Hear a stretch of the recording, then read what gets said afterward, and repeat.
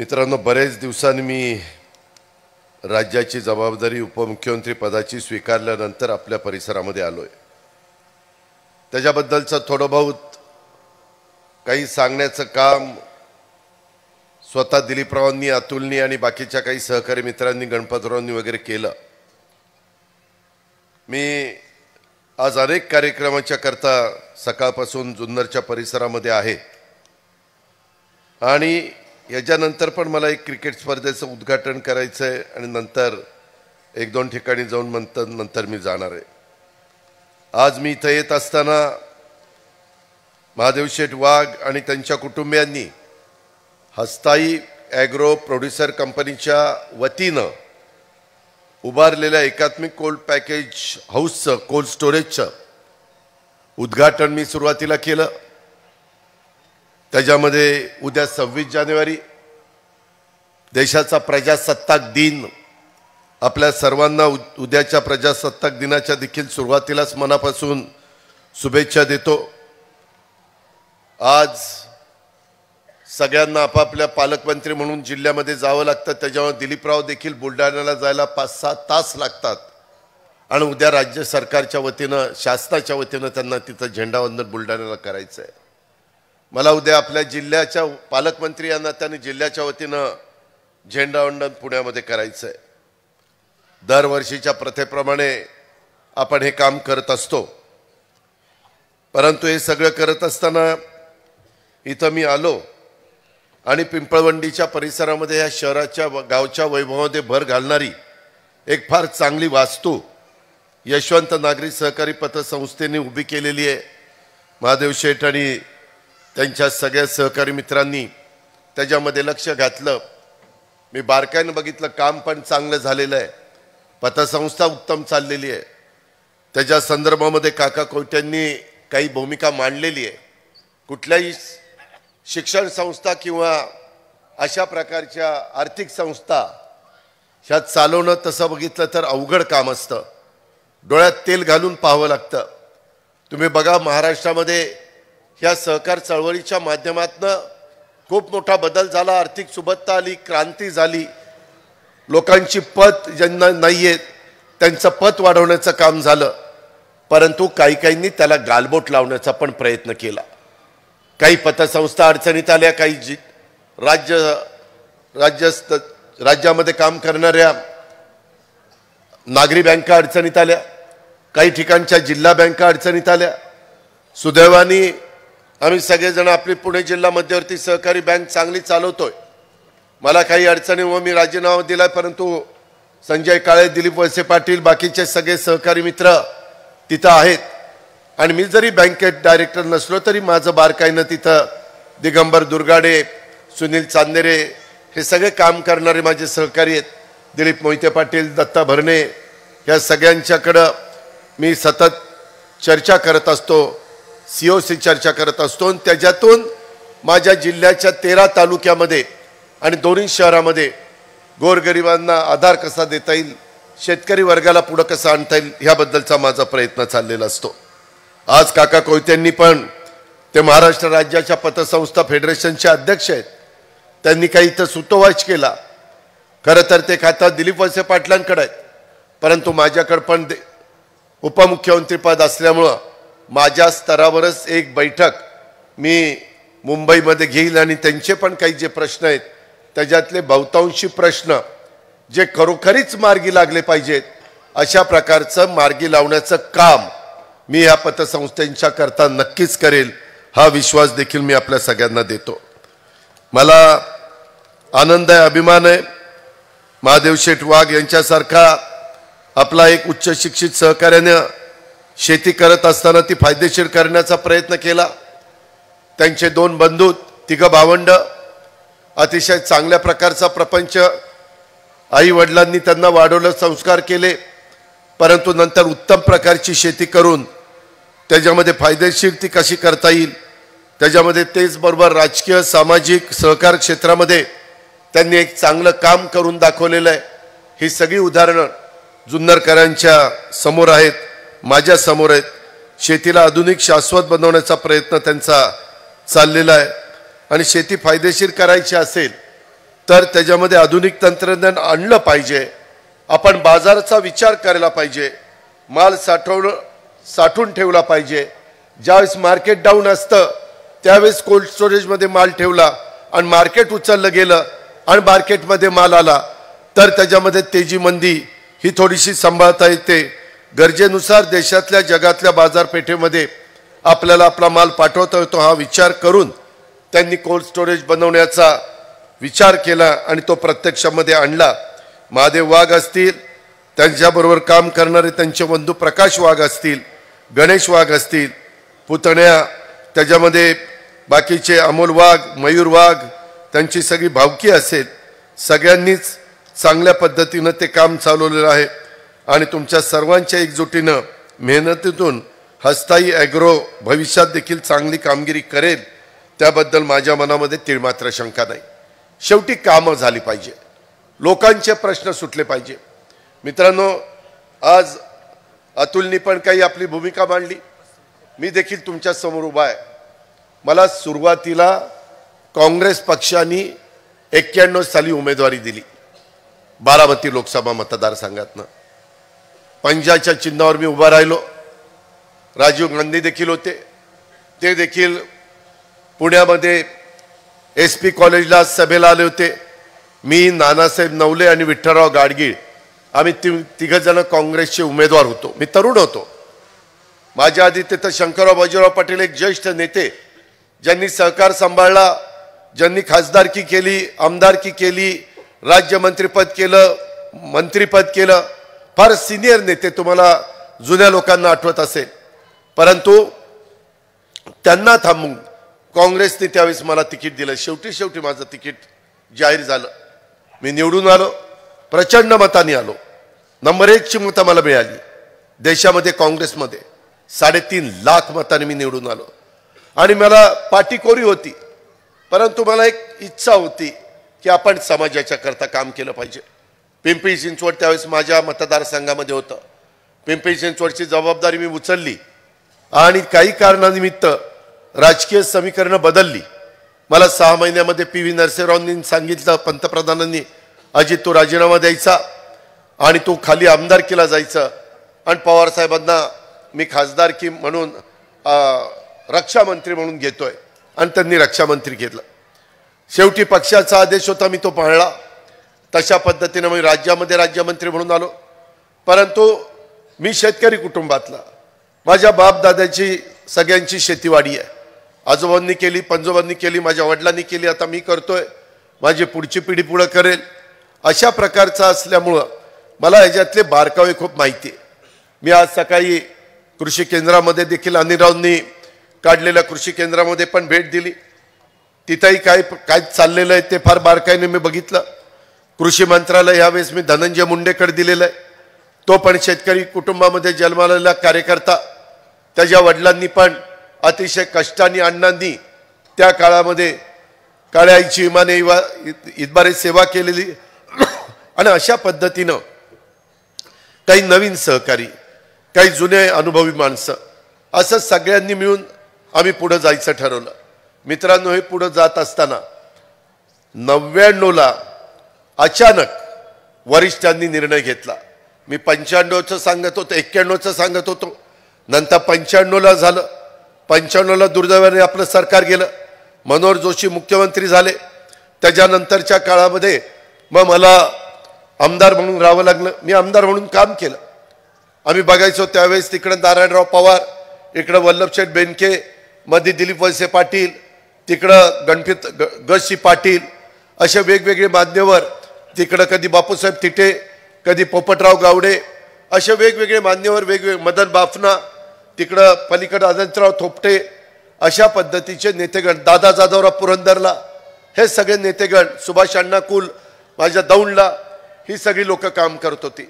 मी नौका, मी तरुण, परंतु मी पण ते शिकण्याचा प्रयत्न करत होतो. आणि हे करत असताना माझ्या तालुक्याचा, माझ्या जिल्ह्याचा, माझ्या राज्याचा सर्वांगीण विकास झाला पाहिजे, हे एकमेव माझं ध्येय डोळ्यासमोर माझ्या मनामध्ये.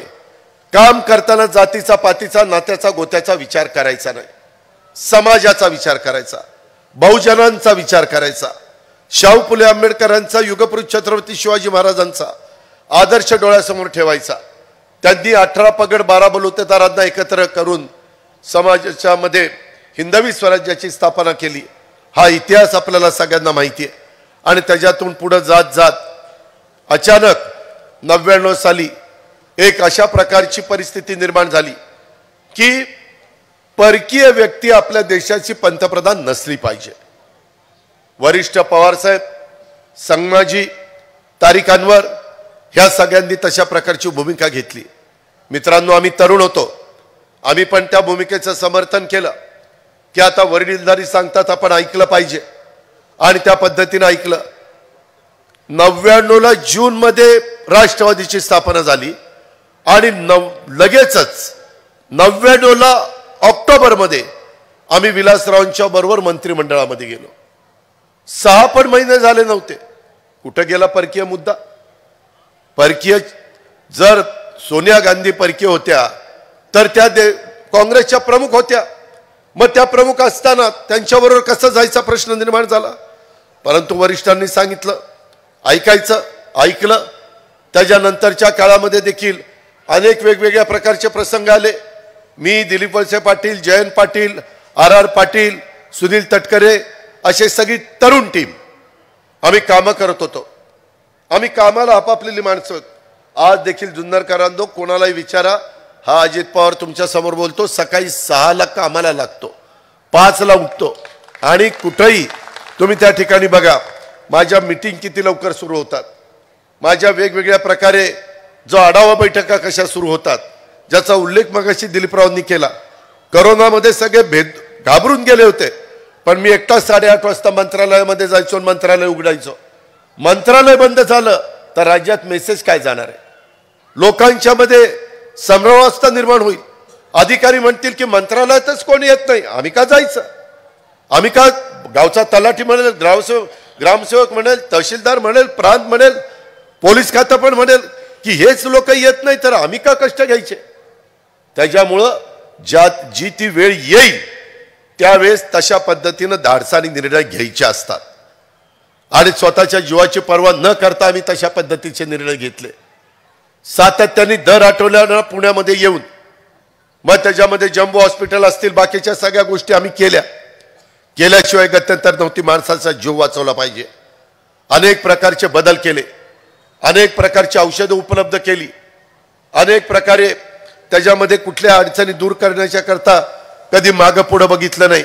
आणि ह्या पद्धतीनं पुढे जात असताना आपण त्याच्यातनं 2004 सालाला, हे तर मी आत्ताच सांगितलं, 2004 साली जुन्नरकरांनो शिवसेनेच्या माध्यमातून उद्धव ठाकरे मुख्यमंत्री झाले, शिवसेनेच्या माध्यमातून मनोहर जोशी मुख्यमंत्री झाले, काँग्रेसच्या वतीनं आम्ही राजकारणात आल्यावर विलासराव देशमुख मुख्यमंत्री झाले, अशोक चव्हाण झाले, पृथ्वीराज चव्हाण झाले, सुशीलकुमार शिंदे झाले, भारतीय जनता पक्षाचे मुख्यमंत्री देवेंद्र फडणवीस झाले.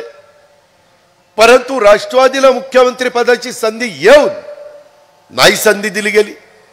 भुजबळ साहेबांना द्यायला पाहिजे होती, RR पाटलांना द्यायला पाहिजे होती, कुणालाही द्यायला पाहिजे होती. कारण शेवटी सरकार कुणाचं असलं तरी मुख्यमंत्री कोण आहे? आज एकनाथराव शिंदे साहेब मुख्यमंत्री आहेत. आज शेवटी सरकार कुणाचं? एकनाथराव शिंदे साहेबांचं. मी देवेंद्रजी उपमुख्यमंत्री असल्यामुळे आमची नावं घेतात, परंतु सांगायचं तात्पर्य माझं ते.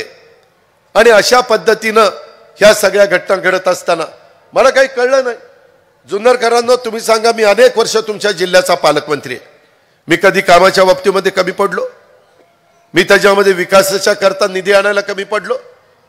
आज 1000 कोटीच्या पेक्षा जास्त निधी आपल्या जिल्ह्याला विकास जिल्हा नियोजन समितीतनं त्या ठिकाणी आपण आणतो. करोडो रुपयाच्या, आता अतुलने उल्लेख केला, करोडो रुपयाची कामं आपण केली. ज्यावेळेस उद्धव ठाकरेंचं सरकार आता जात आहे त्यावेळेस सगळ्यांनी ठरवलं होतं जुन्नरकरांनो की बाबा आपण भाजपबरोबर सरकारमध्ये जायचं. शिवसेनेबरोबर सरकारमध्ये गेलेलं चालतं, व भाजपबरोबर गेलेलं का चालत नाही? वेगवेगळ्या प्रकारे घटना घडतात आणि वरिष्ठांनी निर्णय घेतला तर बरोबर, आम्ही निर्णय घेतला तर मग तो बरोबर नाही, असं कसं चालेल? आज महाराष्ट्रामध्ये चांद्यापासून बांद्यापर्यंत पिण्याच्या पाण्याचे प्रश्न असू द्यात, आता देखील इथं येत असताना आपण मोठी पिण्याच्या पाण्याची योजना त्याचं भूमिपूजन केलं. 22 गावांना पाणी पुरवठा करणारी बेले प्रादेशिक योजना अतुलनी प्रयत्न केला. 100 कोटी, किती कोटीचे? 100 कोटीची योजना. कशाला म्हणतात 100 कोटी? आपल्याला ती कोट घालायचा माहिती आहे. 100 कोटी 22 गावांची योजना. मित्रांनो, येड्या गावाचं काम नाहीये. आज हे कशामुळे झालं? आज सत्ताधारी पक्षाचा आमदार अतुल बेनके असल्यामुळे झालं. तुम्हाला माहिती आहे, मध्ये 1 वर्ष सरकारमध्ये आपण नव्हतो, सगळी कामं थांबली, कामांना स्टे दिला गेला, आमदार हतबल झाले. म्हटले आम्ही कोणत्या तोंडाने मतदारसंघामध्ये जायचं? आपला पाण्याचा प्रश्न आंबेगाव आणि जुन्नरचा तयार झाला. दिलीपराव त्याबद्दल जास्त बोलले नाही, परंतु ते पाणी उद्याच्याला धरणं कुकडीची 5 माझ्या जुन्नर तालुक्यात, जमीन जुमला, घरं दारं सगळं काही गेलं. ते जुन्नर तालुक्याचं गेलं, घोड धरणामध्ये गेलं, चास कमान खेडमध्ये गेलं, बामास खेडमध्ये गेलं. आणि ते पाणी देत असताना ज्यांच्या उसाशी पाणी आहे त्यांना जर पाणी मिळणार नसेल, मलाही कळतं, मी पण सरकारमध्ये टेल पासून हेड पर्यंत, हेड पासून टेल पर्यंत पाणी मिळालं पाहिजे. परंतु जर ह्यांचं पाणीच कुणी काढून घ्यायला लागलं तर आमदारांनी काय बघत बसायचं? त्याच्याकरता ह्यांची बटणं दाबली. ह्यांची बटणं म्हणजे घड्याळाचं बटन. हे अशा पद्धतीचं राजकारण. मित्रांनो, ते पाणी देखील तुम्हाला दिलेलं तुमचं पाणी हे टिकवण्याच्या करता अतुलनी तो निर्णय घेतला. आंबेगावकरांचं पाणी टिकवण्याच्या करता दिलीपरावांनी निर्णय घेतला.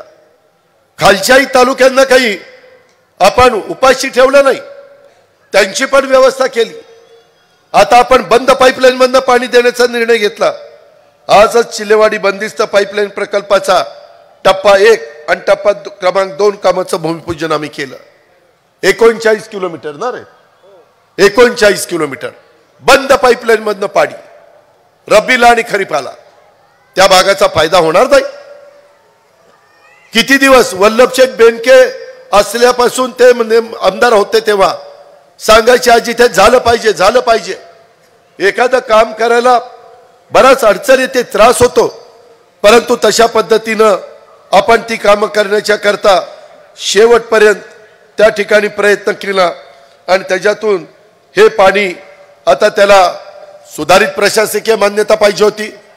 ती सुधारित प्रशासकीय मान्यता मिळवून देण्याचं काम सतत माझ्याकडं अतुल यायचा.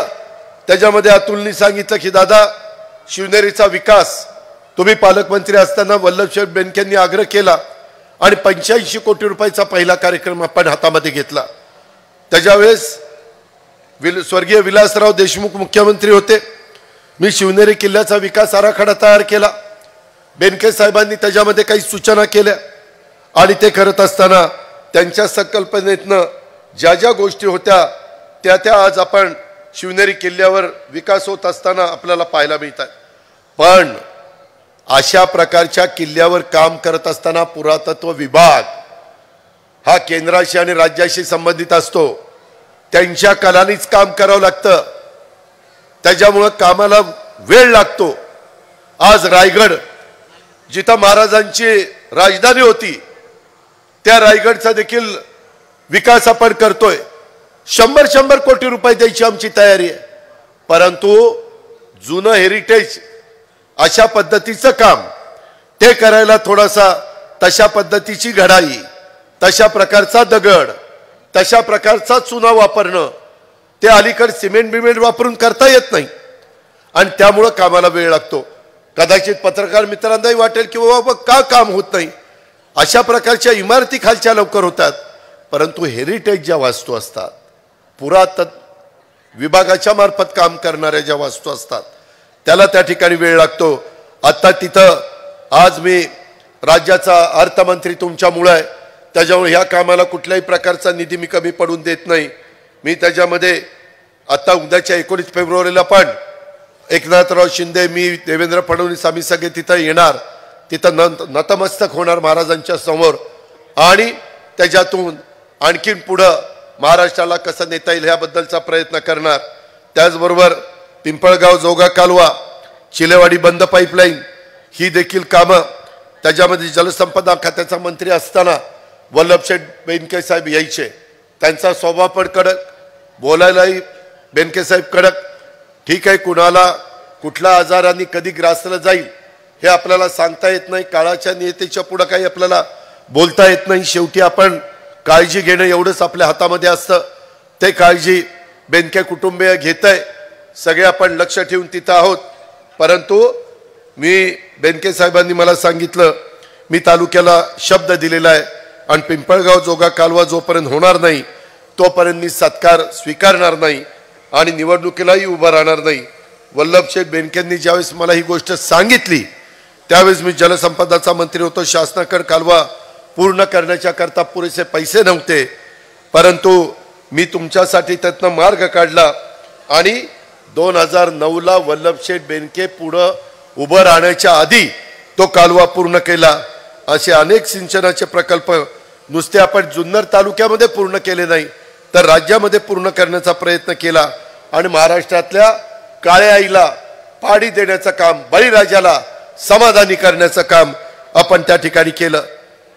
राजकारणात गैरसमजुतीतून काही हेतुपुरस्कर आरोप त्या ठिकाणी केले जातात, माझ्यावर पण 70,000 कोटीचा आरोप केला, तोपर्यंत त्या डिपार्टमेंटने पैसे खर्च केले होते महाराष्ट्राची निर्मिती झाल्यापासून 45,000 कोटी, हे 60ला निर्मिती झाल्यापासून 45,000 कोटी आणि माझ्यावर आरोप घाला 70,000 कोटी। मी आता बरेच जण माझ्या ओळखीचे आहेत, मी म्हणलं का रे, म्हणले नाही तुम्ही लयच जोरात चालला होता, म्हणलं आता यांना कुठंतरी अडवायचं म्हणून मोठा आरोप करायचा ठरवलं। अशा पद्धतीनं कुणाची तरी बदनामी करण्याचं काम त्या ठिकाणी केलं जातं। परंतु मित्रांनो, एकंदरीतच चिलेवाडी असेल किंवा तिथली पाईपलाईन असेल, 2009 साली हे काम त्या ठिकाणी सुरू झालं, ते काम आता रखडलेलं होतं। तिसरी सुधारित प्रशासकीय मान्यता काढायची आणि सारखा अतुलने आलं की दादा माझ्या चिलेवाडीच्या त्या तिसऱ्या सुप्रमाचं काय झालं, मी तमाम जुन्नर तालुक्यातल्या लोकांना शब्द दिलेला आहे, तो तुम्ही पूर्ण करा दादा। आम्ही महाविकास आघाडीच्या सरकारमध्ये त्या ठिकाणी होतो आणि त्याच्यातनं विषय आणण्याचा प्रयत्न केला, परंतु कधी कधी काही जण सहीच करायचे नाही, परंतु आता मात्र आम्ही तो विषय निकाली काढला। देवेंद्र फडणवीसांनी लगेचच त्याची सुधारित प्रशासकीय मान्यता दिली आणि राज्याचा अर्थमंत्री म्हणून मला तिथं पैसे पण देता आले आणि त्याच्यानंतर टेंडर झालं आणि त्याचं भूमिपूजन आज जुन्नरकरांच्या साक्षीनं आपण त्या ठिकाणी करू शकलो। ही पण गोष्ट आपण सगळ्यांनी लक्षामध्ये घ्या। मित्रांनो, हे सत्तेशिवाय होत नाही। जर आपण सरकारमध्ये नसतो तर हे काम होऊ शकलं असतं का? नसतं। 22 पिण्याच्या पाण्याची योजनेचं गावांचं 100 कोटीचं काम होऊ शकलं असतं का? नसतं। वडज उपसा सिंचन योजना त्याचाही सर्वे झालाय, ड्रॉइंग एस्टिमेट तयार झालेत, त्याच्यामध्ये 35.5 कोटी रुपये आपण मंजूर केलेत। काही तांत्रिक अडचणीमुळे प्रमा राहिलेली आहे। मी आजच्या पिंपळवंडीच्या सभेमध्ये तुम्हाला सांगतो, येत्या काही दिवसात मी अतुलच्या आग्रह खातर, तुमच्या आग्रह खातर त्याच्यातून मार्ग काढून ते पण मी पूर्ण करून देणार, हा माझा तुम्हाला शब्द आहे। त्याच्यामध्ये मी मगाशी सांगितलं मी शेतकरी आहे, आज शेतकऱ्यांच्या बरोबर समोर अनेक प्रश्न आहेत। आम्ही 1 रुपयामध्ये पीक विमा तुमचा उतरवला, बाकीचे पैसे सगळे सरकार भरतंय। आम्ही त्याच्यामध्ये नरेंद्र मोदी साहेबांनी 6,000 रुपये वर्षाला शेतकऱ्यांच्या अकाउंटला द्यायचं ठरवलं, डीबीटीला 500 रुपये महिना। एकनाथराव शिंदेंनी पण मुख्यमंत्री झाल्यानंतर तो निर्णय घेतला, त्यांनी 6,000 म्हणजे वर्षाला 12,000 रुपये। 1 कोटीपेक्षा जास्त शेतकरी आहेत, त्या सगळ्यांना 12,000 रुपये वर्षाला त्यांच्या अकाउंटला मिळतात। आज माझा जुन्नर तालुका शेतीप्रधान आहे, शेतकऱ्यांच्या हिताचे निर्णय आपण सरकारमध्ये असताना घेतले पाहिजेत। कांद्याचा प्रश्न हा आपल्या सगळ्यांच्या समोर आवाजून उभा आहे। परवा देखील मी सोलापूरला आणि नाशिकला पंतप्रधानांच्या बरोबर होतो, त्यावेळेस मी त्यांना सांगितलं, मी सांगितलं, एकनाथरावांनी सांगितलं, देवेंद्रजींनी सांगितलं, जे आमच्या हातात आहे ते आम्ही करतोय। माग कांद्याला 350 रुपये क्विंटलला आपण मदत त्या ठिकाणी दिली. आता दुधाचा धंदा अडचणीत आला. भगवानराव पासलकर दूध संघाचे चेअरमन इथं बसलेत. त्याच्या संदर्भामध्ये जी काही अडचण आमच्या खिलारी इथं बसलेले आहेत त्यामध्ये आमच्या लक्षात आलं की दुधाला 5 रुपये अनुदान आम्ही पुणे जिल्हा दूध संघाला सांगितलं भगवानराव तुमच्या हातात दिलं जाणार नाही. बारामती दूध संघाला सांगितलं तुम्हाला नाही, तुम्ही आम्हाला यादी द्या, जुन्नर तालुक्याची यादी द्या, अमक्या अमक्या पिंपळवडीच्या शेतकऱ्याचं इतकं लिटर दूध येतं. आता कॉम्प्युटरायझेशन झालेलं आहे, त्यांनी याद्या दिल्या. आता शेतकऱ्यांच्या अकाउंटला तुमचं जर 10 लिटर दूध जात असेल तर 10 गुणिले 5 50 रुपये तुमच्या अकाउंटला रोज त्या ठिकाणी येणार. अशा पद्धतीनं आपण करोडो रुपयाचं जबाबदारी सरकारने घेतली. का? दूध उत्पादक शेतकरी जगला पाहिजे, त्याच्यामध्ये त्याला मदत झाली पाहिजे. त्याच्याचबरोबर आत्ता मला मगाशी सांगण्यात आलं ज्यावेळेस मी महादेवरावांच्या घरी गेलो होतो की दादा आम्हाला माझ्याकडे निवेदन देखील आहे. त्यांनी सगळ्यांनी तिथल्या द्राक्ष बागायतदार संघ लोकांनी निवेदन दिलं की आम्हाला काही करा परंतु आमच्याकरता तुम्ही मार्ग काढा. आणि जसं संत्र्याला तुम्ही ह्याच्यामध्ये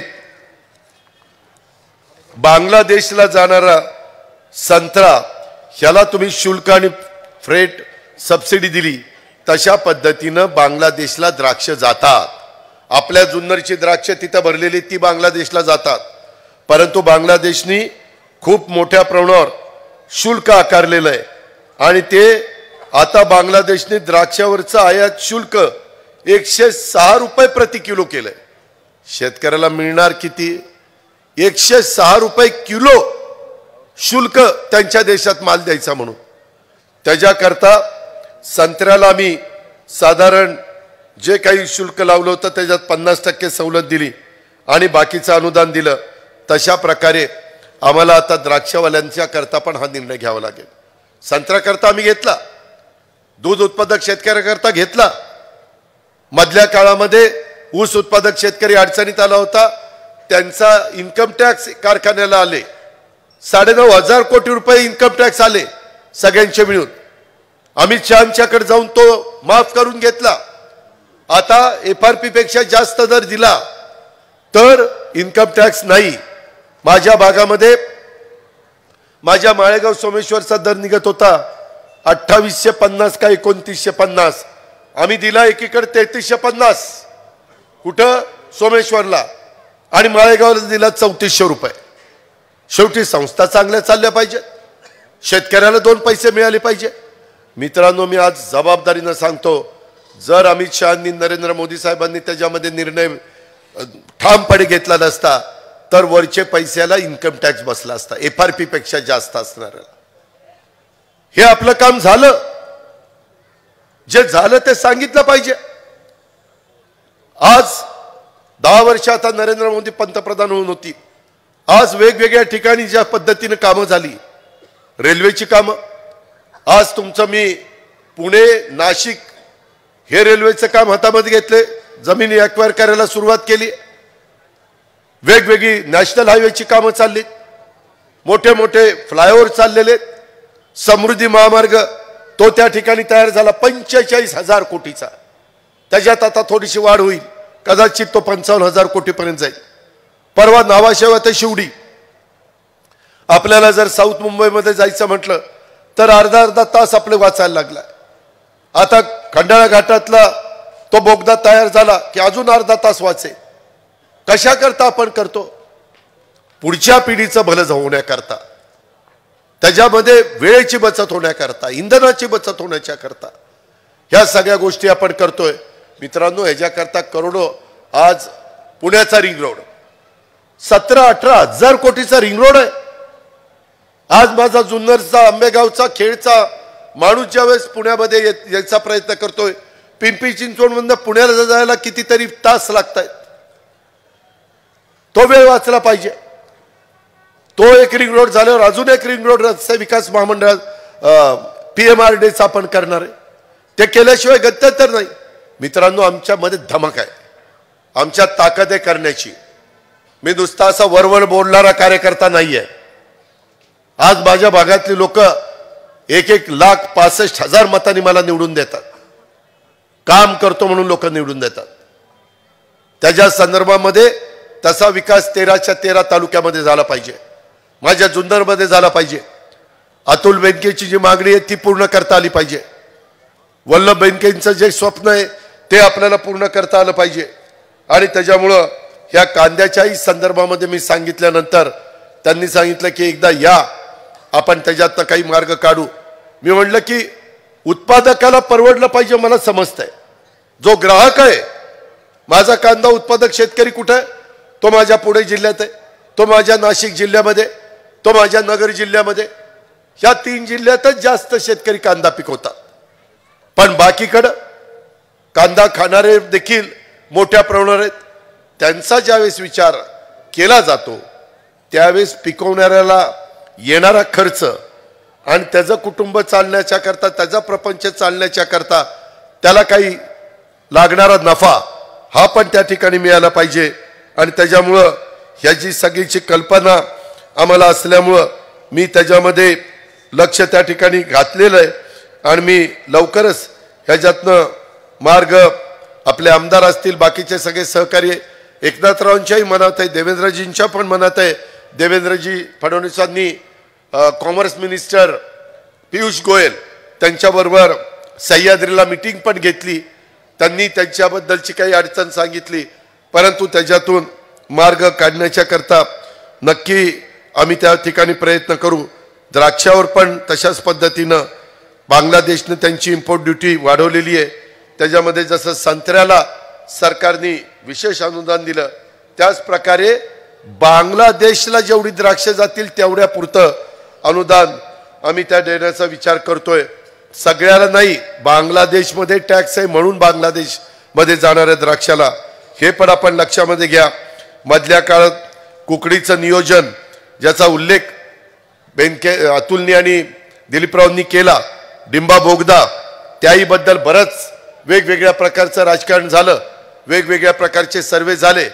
प्रत्येक जण आपापल्या परीनं मागणी करत असतो। जरूर माझ्या नगर जिल्ह्यातल्या कर्जत, पारनेर, श्रीगोंदा, सोलापूर जिल्ह्यातल्या करमळा किंवा माझ्या पुणे जिल्ह्यातली जुन्नर, आंबेगाव, शिरूर ह्या सगळ्या भागाला पाणी मिळालं पाहिजे। ज्यावेळेस एखादं धरण होतं त्यावेळेस धरणाचं नियोजन करून पाण्याचं नियोजन होत असतं। आणि त्याच्यामुळं हे करत असताना कुठंतरी कुणाच्या तरी प्रेशर खाली कुणाच्या तरी तोंडात घातलेला घास काढायचा आणि दुसऱ्याला द्यायचा। आता काही लोकांचं म्हणणं आहे की त्याच्यामधनं बोगदा काढायचा। जरूर ओव्हरफ्लोच्या पाण्याच्या संदर्भातला बोगदा काढला पाहिजे। त्याच्यामध्ये पाणी न्यायचं असेल त्यांना पाणी द्या, परंतु ते पाणी देत असताना जिथं धरणं आहेत त्यांनाही उपाशी ठेवता कामा नये। त्याच्यामध्ये हा अन्याय माझ्या जुन्नर, आंबेगाव तालुक्यावर होऊ नये अशा पद्धतीचा दिलीपराव वळसे पाटील आणि अतुल बेनके आणि त्यांच्या सगळ्या सहकाऱ्यांचा प्रयत्न आहे। खालच्या लोकांना पाणी मिळालं पाहिजे, त्याचं व्यवस्थित नियोजन झालं पाहिजे। हा 30-40 वर्षाचा जुना प्रकल्प आहे। आता जुन्नरकरांना आम्ही काय ठरवलंय, जुने जे प्रकल्प आहे, निरा डावा कालवा, उजवा कालवा, आपला कुकडीचे कालवे, आपले इवन पोपटराव गावडे इथं आहेत। चास कामांच्या बद्दल पोपटराव माझ्या मागे नेहमी लागायचे, परंतु तो 72च्या दुष्काळात झालेला कालवा आहे, सगळं पाझरतो। त्याच्याकरता 14,000 कोटी रुपये लाईनिंगच्या करता आम्ही मंजूर केले। किती? 14,000 कोटी राज्याकरता। त्याच्यातनं आपण हे आपले पण कालवे त्याच्यात लाईनिंग करणार आहे, चास कामांना लाईनिंग करणार आहे। जिथं जुने कालवे, जिथं आता ते कालवे थोडेसे फुल कॅपॅसिटीनं चालत नाही, तिथं झाडं झुडपं उगवली, जिथं गाळ झालाय त्याही बद्दलचं आपण काम त्या ठिकाणी करतोय। आणि त्याच्यातनं सत्तेमध्ये असल्यामुळं हे काम आपल्याला पूर्ण करता येतंय। आणि नळावणे पठारावर देखील आपल्याला पाणी न्यायचंय। कोपरे मांडवे यांचा बंधारा देखील आपल्याला करायचा आहे। फेरजल नियोजन आणि 4थी सुप्रमा ही पण आपल्याला कुकडीच्या बाबतीमध्ये करायची। आणि ह्या करता देखील माझ्या बैठका चाललेल्या आहेत आणि अतुल आणि दिलीपराव ह्या ज्या पाठीशी आहेत। आपल्याला शेतीसाठी दिवसा वीज त्याकरता करोडो रुपये आम्ही सोलर आता इथं आपल्या या पतसंस्थेने बघा वर सगळे पॅनल लावलेत। मगाशी चेअरमननी सांगताना सांगितलं आता जेवढी वीज त्यांना लागते ती सगळी त्याच्यातनं तयार होती, त्यापेक्षा जास्त शिल्लक राहती, शिल्लक राहिलेली शासनाला जाती. तशा पद्धतीनं आपण उपसा सिंचन योजना सरकारच्या टेंबू, ताकारी, म्हैसाळ, उरमोडी, जे काठापूर, जनाई, शिरसाई, पुरंदर, विष्णुपुरी ह्या आपण त्याच्यामध्ये घेतोय. मी कलेक्टरला सांगितलं त्याच्याकरता बॅरन लँड, गायरान हे आम्हाला द्या. 1 मेगावॉट वीज तयार करण्याच्या करता त्याच्यात आपल्याला साधारण 4 एकर जागा त्या ठिकाणी लागते. त्यामध्ये एवढी मोठी जागा लागते याचा विचार आपण केला पाहिजे. शेवटी तिथं झाडं नसली पाहिजेत. इथं 100 वर्षापूर्वीची जुनी झाडं आहेत, अशा ठिकाणी नाही, जिथं बॅरन लँड आहे तिथं. त्या प्रकारे आपण काम हातामध्ये घेतलंय आणि त्याच्यातून आपण शेतीला दिवसा वीज देण्याच्या करता देखील निर्णय करतोय. आणि त्याच्यातून मधल्या काळात तुम्हाला माहिती असेल, आपले दिलीप वळसे पाटील साहेब ऊर्जा मंत्री असताना वल्लभशेठ बेनकेंनी आग्रह केलेला होता की पिंपळवंडीला त्याच्यामध्ये आपल्याला सबस्टेशन झालं पाहिजे. माझ्या मागच्याच बाजूला सबस्टेशन आहे, ते आपण मंजूर केलं. भविष्यात देखील आपल्या तालुक्याला सबस्टेशन लागणार. नियमित दाबाने माझ्या शेतकऱ्यांना, माझ्या व्यापाऱ्यांना, माझ्या छोट्या छोट्या मोलमजुरी करणाऱ्या लोकांना सगळ्यांना वीज लागते. त्याकरता सबस्टेशन पाहिजे, लोड घेणारे ट्रान्सफॉर्मर पाहिजे. ते करायचं झालं तर सरकारमध्ये आपण असलं पाहिजे, म्हणून आपण सरकारमध्ये त्या ठिकाणी गेलोय. मित्रांनो, एकंदरीतच माझ्या ग्रामीण भागात विशेषतः जुन्नरकरांना असेल किंवा महाराष्ट्राला वीज कशी देता येतील, बिबट सफारीबद्दल तर बरंच सांगितलं गेलं. मध्ये तर काहींनी सांगितलं ते बिबट सफारी बारामतीला नेली. आता कशाची बारामतीला नेली? ती जुन्नरलाच होती. मी अतुलला सांगितलं बाबा जुन्नरलाच आहे. आता बिबट्या तर फरेच झाले. ते काही जण त्याला वाघच म्हणतात, वाघाला वाघाला वाघाला. मला निवेदन दिलंय. मित्रांनो, त्याबद्दल मी स्वतः यंदाच्या आता फेब्रुवारीमध्ये मला वोटर अकाउंट सादर करायचं आहे, त्यावेळेस पिंजरे कमी पडत आहेत. मी अनेक प्रकारचे आता नवीन पिंजरे त्या ठिकाणी घेऊन तुम्हाला बिबट्याचा जो त्रास होतोय तो त्रास कमी करण्याच्या करता जी खबरदारी, जी काळजी, जे निर्णय, जे धोरण, जे काही करावं लागेल ते त्या ठिकाणी केलं जाईल. आपण त्याबद्दल काळजी करू नका. परंतु आपण पण रात्री अपरात्री का कुठं फिरायला जाता, जरा घरी झोपा ना.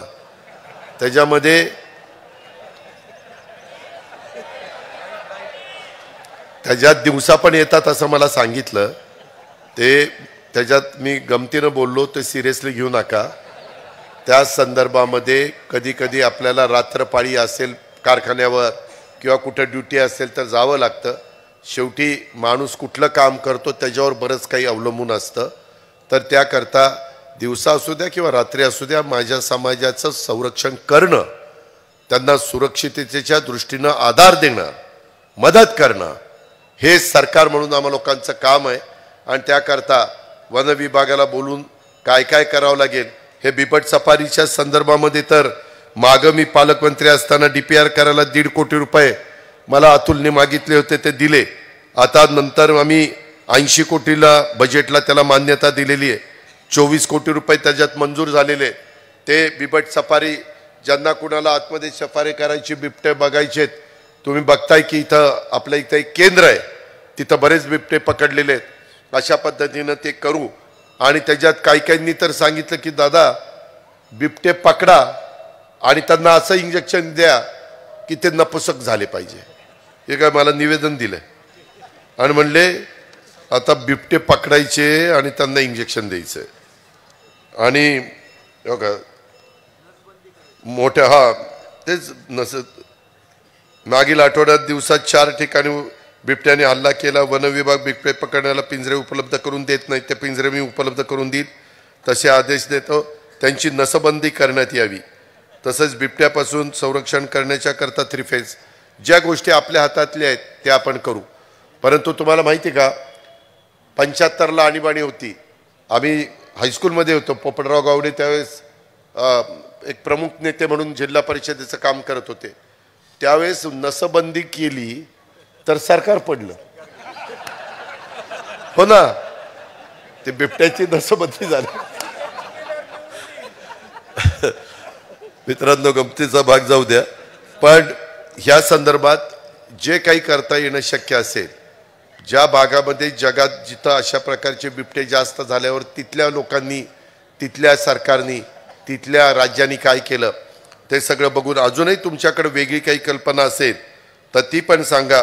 त्या प्रकारे आम्ही जरूर त्याच्यामध्ये लक्ष घालून मार्ग काढू. त्याच्यामध्ये शिवजयंती 19 तारखेला शिवजयंती असते. शिवजयंती पण आपल्याला मोठ्या प्रमाणावर साजरी करण्याचं आपण ठरवलेलं आहे. अतुल मधी माझ्याकडे आलेला होता. त्याच दिवशी मी मीटिंग लावली मुंबईमध्ये आणि सगळे अधिकारी व्हिडिओ कॉन्फरन्सिंगवर घेतले आणि पर्यटन विभाग, त्याच्यामध्ये महसूल विभाग, त्याच्यामध्ये बाकीचे सगळे पोलीस विभाग, सगळ्यांना त्या मीटिंगमध्ये बसवलं. आणि ते कलेक्टरला कधी मीटिंग घ्यायला लावलं? उद्याच्या 29ला.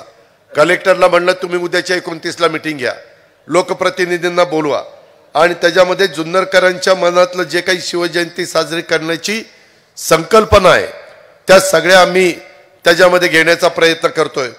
काही कोटी रुपये खर्च करावे लागले तरी शासनाच्या पर्यटन विभागाच्या माध्यमातून यंदाची शिवजयंती अत्यंत उत्साहाने जोरदार साजरी करण्याचं आम्ही ठरवलेलं आहे.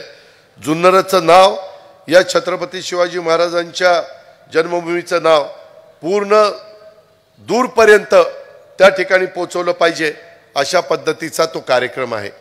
तुम्ही पण जसं उद्याच्या कालच्या 22 तारखेला श्रीरामनवमीचा कार्यक्रम उत्साहाने साजरा केला गेला आणि सगळं वातावरण श्रीराममय झालेलं होतं, तशा पद्धतीनं आपल्याला 19 तारखेला ह्या परिसरामध्ये काम करायचं आहे आणि त्याकरता लागणारा निधी हे देण्याचं काम सरकारकडनं एकनाथराव, मी, देवेंद्रजी निश्चितपणे त्या ठिकाणी करू, अशा प्रकारचं ग्वाही देखील मी आपल्या सर्व सहकारी मित्रांना ह्या निमित्तानं देतो. मित्रांनो, इतर अनेक प्रश्न आहेत. वेगवेगळ्या पद्धतीनं काही जण भावनिक करण्याचा प्रयत्न करतात. मित्रांनो, भावनिक करून आपल्या रोजीरोटीचा प्रश्न सुटणार नाही. तुम्हाला मी सांगतो की आज ज्या तडफेने आम्ही काम करतोय तशा पद्धतीनं कुणी त्याच्यात आम्हाला आमची बरोबरी करू शकणार नाहीये. आमचा वरिष्ठांच्या बद्दल आदर आहे, मान सन्मान आहे. तुम्ही इतके दिवस इतरांना त्या ठिकाणी संधी दिली. यशवंतराव चव्हाण साहेबांना दिली, वसंतदादांना दिली, वसंतराव नाईकांना दिली, पवार साहेबांना दिली. आता आम्ही करतोय ना. आम्ही कुठं कमी पडलोय का? आम्ही गेले 20-25 वर्ष ह्या आपल्या जिल्ह्यातल्या शिक्षण संस्था चालवतोय, चांगल्या चालवतोय. PDCC बँक आज राज्यातली महत्वाची बँक आहे. पुणे जिल्हा दूध संघ चांगला चालवतोय. त्याच्यामध्ये कुठल्याही इतर संस्था त्याही आम्ही चांगल्या चालवतोय. त्याच्यामध्ये कुठं आम्ही कमी पडलो तर सांगा की अजित पवार तुम्ही इथं कमी पडला. आज प्रशासनावर आमची पकड आहे. अधिकारी आम्ही सांगितलेलं ऐकतात. आम्ही वेडीवाकडी कामं अधिकाऱ्यांना सांगत नाही. वारकरी संप्रदायाने जे सांगितलं आम्ही निर्व्यसनी आहोत. आम्ही त्याच्यामध्ये कुणी आपल्याला त्याच्याबद्दल दाखवावं, कधी कशालाही आम्ही त्याच्यामध्ये स्पर्श केलेला नाही. आम्हाला जे काही पुणे जिल्ह्याने आशीर्वाद दिले, भरभक्कम पाठिंबा दिलाय, प्रेम दिलंय, ते सगळं जे काही आम्हाला मिळतं त्याच्यातनं जिल्ह्याचा सर्वांगीण विकास, जिल्ह्याचं भलं झालं पाहिजे. माझा तरुण तरुणी त्याच्यातनं ताटमानेने पुढे त्या ठिकाणी निघाला पाहिजे. त्याचे स्वप्न त्याला पूर्ण करता आलं पाहिजे. अशा पद्धतीनं आमचा सगळ्यांचा प्रयत्न चाललेला आहे आणि तो प्रयत्न करत असताना सगळे प्रफुल्ल पटेल असतील, सुनील तटकरे असतील, छगन भुजबळ असतील, हसन मुश्रीफ असतील, धनंजय मुंडे असतील, कितीतरी मी लोकांची नावं घेईन. तुम्ही विचार करा, जवळपास 53 आमदारांपैकी 43 आमदार माझ्या बरोबर येतात. आम्ही सगळेजण एकत्र निर्णय घेतो. मग 43 लोकांचा बरोबर नाही. आज त्याच्याबद्दल देशामध्ये तुम्ही मला सांगा जुन्नरकरांनो, नरेंद्र मोदी साहेबांच्या समोर कोण पर्याय? ममता बॅनर्जी आत्ताच म्हणली मी माझं स्वतंत्र लढणार. ती मध्ये म्हणत होते सगळे आम्ही एक झालो. ममता बॅनर्जींनी तर सांगून टाकलं मी माझी स्वतंत्र लढणार. तिकडं मान पंजाबचे मुख्यमंत्री त्यांनी सांगितलं माझा अपक्ष आहे, मी वेगळं लढणार. मित्रांनो, अशा पद्धतीनं देश चालवता येणार नाही. नरेंद्र मोदींना पर्याय मला सांगा ना नाव. हाय कुठला नेता? आज देशाच्या 140 कोटीचा कारभार, नाना ढंगाचे, नाना रंगाचे, नाना जातीचे, नाना धर्माचे लोक आपण राहतोय. आज माझ्या जुन्नरमध्ये देखील सगळे बांधव आपण एकोप्याने जातीय सलोखा करून राहतोय. माझ्या मुस्लिम बांधवांचे पण प्रश्न सुटले पाहिजेत. कालच्या पुरवणी मागण्यामध्ये त्या विभागाला मी निधी दिला, त्याच्यातनं कामं सुरू झाली. मी फक्त पोपटासारखा बोलत नाही, मी ते करून पण दाखवतो. तेवढी धमक आणि ताकद आपल्यामध्ये आहे. त्याच्यामुळे माझी काही जण म्हणतात दादा कसं तुम्ही इकडं ही तिकडं. अरे तुला कामाशी मतलब ना, तुझं काम कुणाकडनं होणार आहे? आज देशामध्ये मोदी साहेबांचं तिसऱ्यांदा सरकार येणार. ते आल्यानंतर मोदी साहेबांकडनंच काम आपल्याला करावी लागणार. राज्यामध्ये तुम्ही सगळ्यांनी आशीर्वाद दिले तर आम्ही पुन्हा येऊ. पुन्हा आल्यानंतर आपण आणखीन जोमाने कामं त्या ठिकाणी करू. आम्हाला ह्याच्यातले बारकावे माहिती झालेले, राज्य कसं चालवायचं, कारभार कसा करायचा, लोकांचे प्रश्न कसे सोडवायचे. आज एक प्रश्न आपल्या सगळ्यांच्या समोर आहे, मराठा आरक्षणाचा. मराठा समाजाला आरक्षण मिळालं पाहिजे, ह्याच मताचे आम्ही सगळेजण ठामपणे मी सांगतो. फक्त मी त्याच्यामध्ये एवढंच सांगतो की माग एकदा पृथ्वीराज चव्हाण साहेबांच्या काळात जे मिळालं ते टिकलं नाही. दुसऱ्या वेळेस देवेंद्रजींच्या काळात दिलं गेलं तेही टिकलं नाही. मिळताना कुठल्याही परिस्थितीत ते टिकलं पाहिजे, असंच मिळालं पाहिजे. नाहीतर लोक म्हणतील इजा बिजा तिजा काय यांचं चाललंय. मी मराठा समाजाला आरक्षण मिळालंच पाहिजे ह्याच विचाराचा आहे, ह्याच मताचा आहे. कधी कधी माझ्याबद्दल कारण नसताना त्या काहीतरी क्लिपा फिरवतात. काहीतरी दादा असंच म्हणला, दादा तसंच म्हणला. दादा काही येडा आहे का खोळा आहे? मला काही कळत नाही. असं नाहीये. शेवटी समाजाचे प्रश्न सुटले पाहिजेत. त्याच्या संदर्भामध्ये कुठेही अडचणी येता कामा नये. ह्या पद्धतीनं इतर बऱ्याच गोष्टी त्याच्यामध्ये बोलण्यासारख्या पण झालंय काय, वेळ पण बराच झालेला आहे. मागाशी खरं तर आमच्या ह्या अंगणवाडी कर्मचारी महिला होत्या, त्यांच्या काही मागण्या आहेत. त्याच्या संदर्भामध्ये मला अंगणवाडी कर्मचाऱ्यांना ज्या काही थोड्या बहुत बसल्यात त्यांना सांगायचं की बहिणींनो, आम्हीच तुमचे भाऊ आहोत. मागच्या काळामध्ये तर तुम्हाला वाढ दिली नाही. एकनाथराव शिंदे मुख्यमंत्री झाल्यानंतर 1,500ची वाढ मिळाली. त्याच्यानंतर कालची भाऊबीज पण मिळाली. त्याच्यानंतरच्या काळामध्ये आता तुम्हाला पेन्शन देण्याच्या बद्दलचा प्रस्ताव आमच्या समोर आहे. तुम्हाला पेन्शन देण्याच्या बद्दलचा प्रस्ताव. तुमचे आणखीन काही प्रश्न मागाशी अतुलने पण सांगितलं. माझी सगळ्या अंगणवाडी भगिनींना, माझ्या बहिणींना, माझ्या मुलींना मला विनंती करायची की त्या संदर्भामध्ये सरकार सकारात्मक आहे. आपलं सरकार सर्वसामान्यांचं सरकार आहे. तुम्ही वेगळी भावना तुम्ही असाल किंवा माझ्या अशा गटप्रवर्तक कर्मचारी त्यांनी पण मला निवेदन दिलंय की बाबा संपादरम्यान मान्य केलेल्या मागण्या शासन निर्णय न केल्यामुळं त्याच्यातनं आम्हाला वेगळा निर्णय घ्यावा लागतो. त्याही संदर्भामध्ये मुख्यमंत्री देवेंद्र फडणवीस आम्ही सगळेजण बसून मार्ग काढू. राज्यात आरोग्य उपकेंद्रातील अंशकालीन स्त्री परिचर मानधन ह्याच्याही संदर्भात त्यांची पण काही मागणी आहे आणि अंगणवाडी कर्मचारी संघटना ह्यांच्या पण काही मागण्या आहेत. मला बहिणींना त्या सगळ्या सांगायचं, त्या सगळ्यांना की सरकार चालवत असताना आम्हाला सगळ्यांना बरोबर घेऊनच जावं लागतं. एकतर्फी सरकार चालवता येत नाही. साधारण देश पातळीवर वेगवेगळी राज्य आहेत, त्या राज्यामध्ये माझ्या ह्या भगिनींना बाबा ह्या राज्यात किती आहेत, त्या राज्यात किती, कारण काही रक्कम तुमची केंद्रातनं येते, बाकीची रक्कम आम्ही राज्य सरकार त्या ठिकाणी देतो. आणि तुम्ही लहान मुलांना मुलींना चांगल्या प्रकारचं शिक्षण देत असताना गरोदर स्त्रियांना त्या ठिकाणी तुम्ही चांगल्या पद्धतीनं त्या ठिकाणी मदत करत असताना त्यामध्ये कुठल्याही परिस्थितीत तुम्हाला असं अस्वस्थ वाटणार नाही अशाच पद्धतीनं आम्हाला सगळ्यांना काम त्या ठिकाणी करायचं आहे। तुम्ही आमच्यावर थोडा विश्वास ठेवा, तुम्ही एकदम टोकाची भूमिका घेऊ नका। हे राज्य आपल्या सर्वांचं आहे, हे काही एकट्या दुकट्याचं कुणाचं राज्य नाही आहे। ही पण माझी ह्या सर्व संघटनांना आग्रहाची, नम्रतेची, कळकळीची विनंती आहे। काही जण जाणीवपूर्वक लोकांना वेगळं सांगून लोकांचा दिशाभूल करण्याचा प्रयत्न करतात। मित्रांनो, मी पुणे जिल्ह्यातले आहोत, तुम्ही जुन्नरचे असले तरी मी बारामतीचा आहे।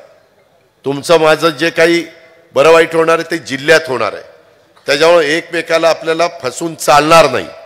आज मी काहीतरी बोलून पिंपळवंडीची सभा घेऊन गेलो म्हणजे मला पुढे यायचंच नाही असं नाही, मलाही तुमच्याकडे यायचं आहे, तुम्हालाही माझ्याकडे यायचं आहे। मागाशी पांडुरंगनी पण बोलत असताना जिल्ह्याचा पालकमंत्री या नात्याने मी वेगवेगळ्या घटकाला निधी देण्याचा प्रयत्न करतोय। आणखीन ज्या काही महत्त्वाचे प्रश्न आहेत त्याच्यामध्ये निधी देण्याचं काम करतोय। आता अनेकदा मी नारायणगाववरून जुन्नरला जात असताना तिथं मध्ये बघा एक रस्ता थोडासा शेतकऱ्यांनी अडवलेला आहे, ते होऊनच देत नाही। त्यांचा मोबदला देण्याकरता 25 कोटी रुपये मंजूर केले। केवढासा भाग आहे? 25 करोड रुपये। पण केले दिले पाहिजे, पण ते कायमचं दुखणं तरी दूर होईल ना, लोकांना सुरक्षित तरी जाता येईल ना, तेही समाधानी झाले पाहिजे ज्यांची जमीन आपण घेतोय। अशा पद्धतीचे आपण प्रश्न सोडवतोय। मला तमाम जुन्नरकरांना सांगायचं आहे, तुम्ही अजिबात काळजी करू नका, कुणाचाही आपल्याला अपमर्द वगैरे करायचा नाहीये, अपमान करायचा नाहीये। आपल्याला आपल्या राज्याचं भलं करायचं आहे, आपल्या जुन्नरचं भलं करायचं आहे, आपल्या राज्यातले जुन्नरचे प्रश्न सोडवायचे आहेत, जिल्ह्यातले प्रश्न सोडवायचे आहेत। आणि त्याच्याकरता आपल्याला केंद्रामध्ये नरेंद्र मोदींच्या सारखा एक जगामध्ये अतिशय मोदी साहेबांना इतकं मोठ्या प्रमाणावर आज जगात मान्यता मिळालेली लोकप्रिय नेता, अशा पद्धतीनं त्यांची ओळख झालेली आहे। आणि त्या प्रकारे ते आज काम करतायत। घर बांधणीचा कार्यक्रम असेल, कुठल्याही प्रकारचा कार्यक्रम असेल, छोट्या छोट्या लोकांना स्वतःच्या पायावर उभं राहण्याच्या करता बिनव्याजी कर्ज देण्याचा कार्यक्रम असेल, किंवा काही ठिकाणचं व्याज आम्ही भरतोय। आमचे पण वेगवेगळी मंडळ आहेत, त्याच्यातनं पण सारथी असेल, बार्टी असेल, महाज्योती असेल, ह्या सगळ्यातनं आम्ही छत्रपती स्वराज्य रक्षक संभाजी महाराजांचं पण 350 कोटी रुपयाचं अतिशय चांगल्या प्रकारचं वडूला आणि तिथल्या भागामध्ये हे करतोय, स्मारक करतोय। आपण भिडेवाडा तिथं स्मारक करतोय, जिथं सावित्रीबाई फुलेंनी पहिल्यांदा मुलींची शिकवण्याची शाळा काढली। भिडेवाडा तिकडचा आणि महात्मा फुले आणि सावित्रीबाई फुले यांचं स्मारक आपण एकत्र करतोय। बाबासाहेब आंबेडकरांचं जगविख्यात स्मारक करण्याचं काम आपलं इंदू मिलला चाललेलं आहे, त्याला कुठल्याही परिस्थितीत निधी कमी न पडून देता तेही स्मारक करतोय। अशा पद्धतीनं वेगवेगळ्या पुण्यश्लोक अहिल्यादेवी होळकरांच्या पण स्मारक चौंडीला, त्याच्यामध्ये पण आपण निधी देतोय। कुठल्याही घटकाला असं वाटता कामा नये की हे सरकार आमच्याकडे लक्ष देत नाही, अशा पद्धतीचं काम आमच्या सगळ्यांचं चाललेलं आहे। आज वेळ बराच झालेला आहे, परंतु पुन्हा एकदा कधी येऊन मी अजून व्यवस्थितपणे ते सांगण्याचा प्रयत्न करीन। परंतु तुम्ही माझ्यावर विश्वास ठेवा, मी कदापि तुमच्या माझ्या जीवात जीव असेपर्यंत मी तुमच्या विश्वासाला तडा जाऊन देणार नाही, हा शब्द देतो आणि आपल्या सगळ्यांची रजा घेतो। जय हिंद, जय महाराष्ट्र। धन्यवाद दादा।